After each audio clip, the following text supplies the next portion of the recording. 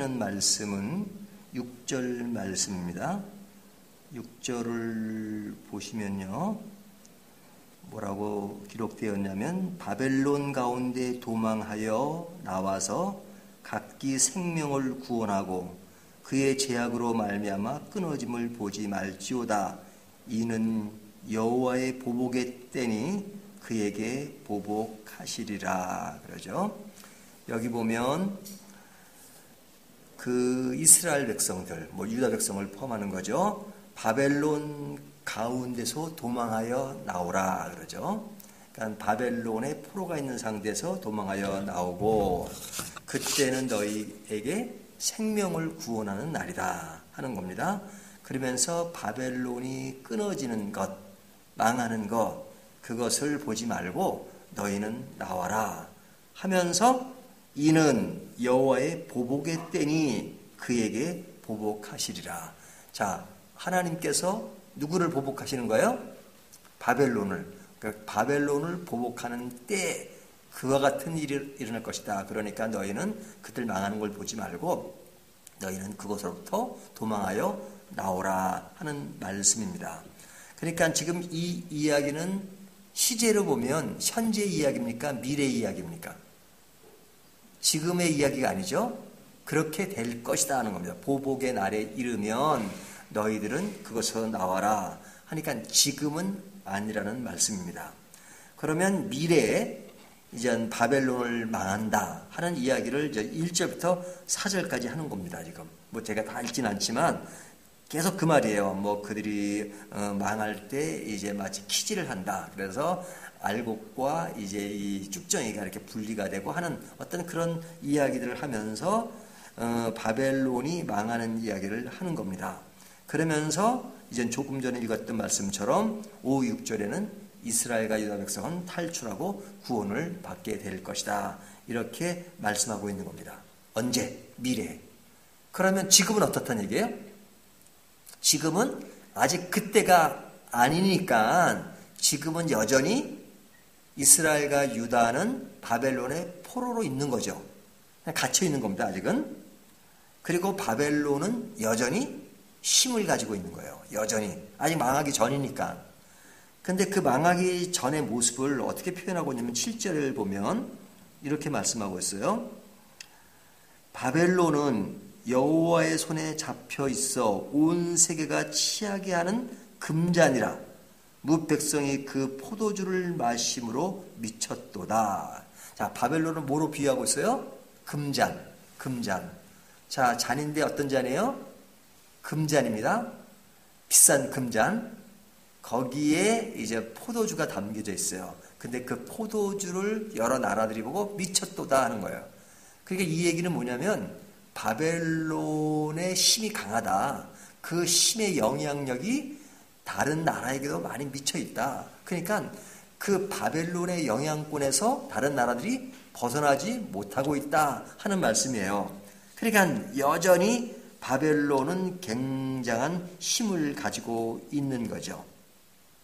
자, 그러니까 미래는 바벨론은 망하고 이스라엘은 도망 나올 수 있는 구원의 날이라면 현재는 바벨론은 여전히 힘을 가지고 있고 이스라엘은 힘이 없는 상태예요.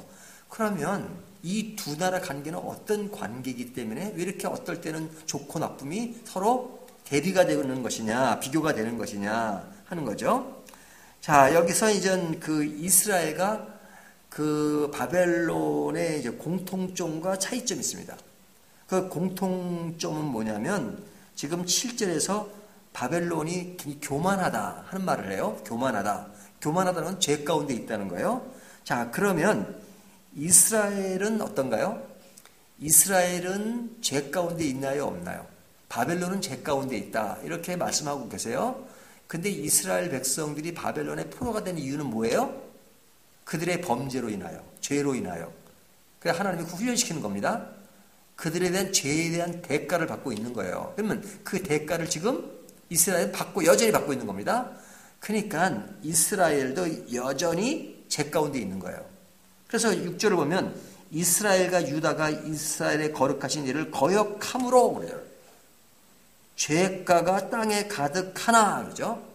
물론 뒤에 보면 가득하나라고 나오지만 현재 이스라엘이 가지고 있는 것은 거역하고 죄가가 땅에 가득하다. 누구 얘기예요? 바벨론 이야기가 아니라 이스라엘과 유다의 이야기란 말이죠. 그러니까 이스라엘과 유다도 죄 가운데 있고 바벨론도 죄 가운데 있어요. 그러니까 이 두 나라가 죄 가운데 있다는 것은 공통점이죠. 똑같이 죄 가운데 있어요. 그런데 다른 것이 있어요. 뭐가 다르냐?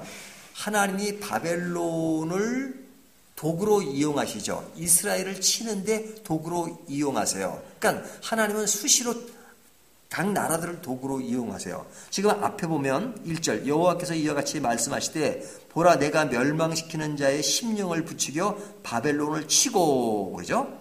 여기는 이제 하나님이 바벨론을 치신다고 말씀하세요. 미래 보복의 날에. 근데 누굴 통해서 치느냐? 나라 이름은 알지만 우리는 알아요. 페르시아를 통해서 친다고 말씀하시는 거예요.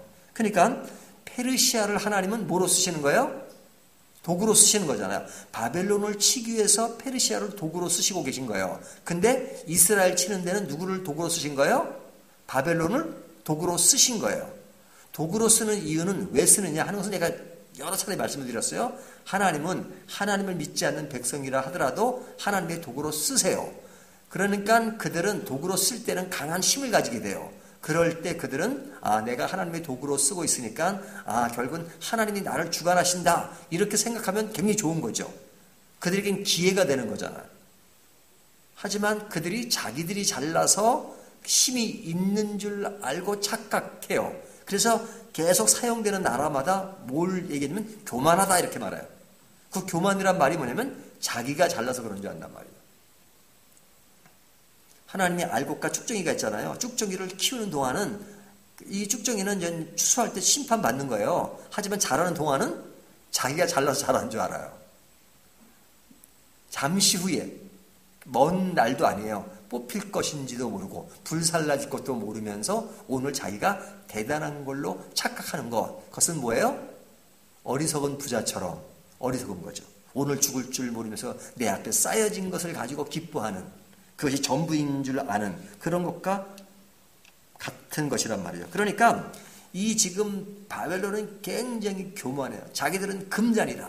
내 금잔의 영향권 안에서 많은 사람들이 내가 주는 포도주를 마시는 그런 것에 대한 상당한 자부심을 가지고 있어요. 그렇지만은 조금 지나면 페르시아에 의해서 망할 것이라는 것은 꿈에도 생각을 못하고 있는 거죠. 먼 기간도 아니에요. 얼마 있으면 그들이 패망하게 되는데 얼마 후에 패망할 줄 모르면서 하나님의 보복의 날에 무너질지도 모르면서 오늘 자기들이 대단한 걸로 생각하는 것은 얼마나 어리석은 행위냐 이거죠. 근데 이스라엘은 바벨론의 포로로 있으면서 뭘 깨달아요? 우상의 나라에서 우상 숭배에 빠지지 않아요. 도리어 그곳에서 하나님의 성전을 그리워하고 그리고 하나님의 영향 안에 있어야 된다는 것을 깨닫기 시작합니다. 그러니까 이스라엘은 죄로 인하여 포로 생활을 통해서 죄에 대한 대가를 받고 있지만 그런 가운데서 뭘 깨달아요? 하나님의 은혜를 깨닫는 거예요. 그래서 그런 상황을 6절을 뭐라고 말씀하시냐면 조금 전에 읽었던 것처럼요. 이스라엘과 유다가 이스라엘의 거룩하신 일을 거역함으로 죄가가 땅에 가득하나 그의 하나님 만군의 여호와께서 버림받은 호라비는 아니니라. 그러죠. 버림받은 호라비는 아니다. 자, 이 호라비는 상당히 힘든 상황에 놓여 있는 사람을 말해요. 우리가 성경에 보면은 이렇게 과부에 대한 얘기가 많이 나오잖아요. 이제 힘든 상황을 얘기할 때 그래요. 하지만 실제적으로 과부보다 더 힘든 것은 호라비예요. 그러니까 혼자 계신 여자분들은 그래도 당당해요. 근데 혼자 된 남자들은 조금 어설퍼 보여. 현대도 좀 그런 것 같아요. 그렇죠? 근데 지금 여기 보면 버림받은 호라비는 아니니라. 누가? 이스라엘과 유다가. 그러니까 그들이 죄 가운데 거역했지만 하나님이 그들을 버리지 아니했다. 하나님의 사랑의 손안에 있다. 이렇게 말씀하고 있는 겁니다. 그러니까 바벨론과 이스라엘의 차이점은 뭐예요? 범죄한 사실은 똑같아요. 죄 가운데 있는 것은 똑같지만 한쪽은 깨닫고 한쪽은 깨닫지 못하는 거죠. 깨닫고 깨닫지 못하는 것의 차이예요. 그 차이가 어떤 결과를 초래하게 되느냐. 지금은 똑같아 보여요. 하지만 어떤 날이 와요? 여기 보면 6절 하반절에 이는 여호와의 보복의 때니 그에게 보복하시리라. 하나님의 보복의 날이 있을 것이다. 보복의 날. 그때가 오면 어떻게 될 것이냐. 그러니까 하나님은 어떤 하나님이세요? 사랑의 하나님. 그죠? 하지만 또 어떤 하나님이세요? 예, 공의의 하나님. 굉장히 그것은 유식하게 말씀하신 거예요. 좀 오늘 본문 그대로는 보복의 하나님이에요. 보복. 하나님이 보복하신다.